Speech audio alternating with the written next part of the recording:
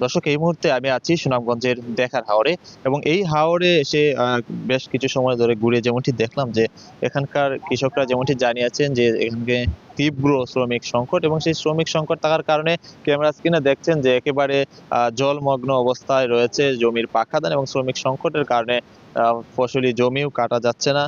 তবে এই মুহূর্তে দেখছেন যে তিনজন শ্রমিক তারা কিন্তু কোমর পানিতে নেমে তাদের যে কষ্টের অর্জিত যে ফসল সেই ফসল গড়ে তোলার জন্য প্রাণপণ চেষ্টা চালাচ্ছেন।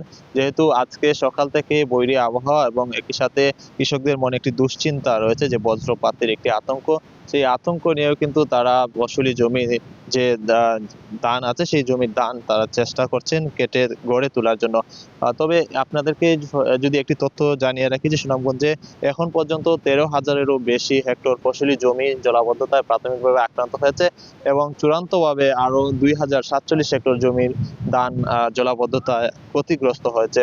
তবে কৃষকরা যেমনটি জানিয়েছেন যে যেহেতু তাদের একটি শ্রমিক সংকট, এই শ্রমিক সংকট থাকার কারণে তারা তাদের কষ্টের অর্জিত ফসল গড়ে তোলা নিয়ে এখন পর্যন্ত দুশ্চিন্তায় আছেন।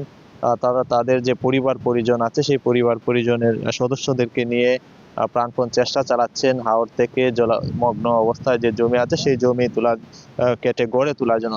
তবে বৈরী আবহাওয়ার কারণে এখন পর্যন্ত কিন্তু সুনামগঞ্জে হাওড় যারা কৃষকরা আছেন তারা স্বস্তিতে নেই এবং এই অংশটা যদি দেখায় যে ধান কেটে তোলার পর তারা কিন্তু এটি হাওরের যে উঁচু অংশ আছে সেই উঁচু অংশে তারা এনে রেখেছেন এবং কিছুক্ষণ পর হয়তো তারা এগুলো মাড়াই করবেন।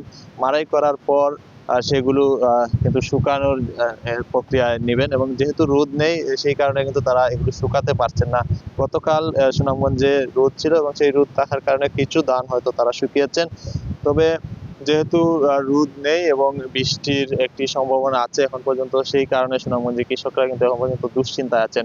তবে তারা যেমনটি বলছেন যে সরকার যদি ক্ষতিগ্রস্ত কৃষকদের পাশে দাঁড়ায় তাহলে হয়তো তারা তাদের যে কিছু ক্ষতি হয়েছে সেই ক্ষতিটা কিছুটা পুষিয়ে উঠবেন।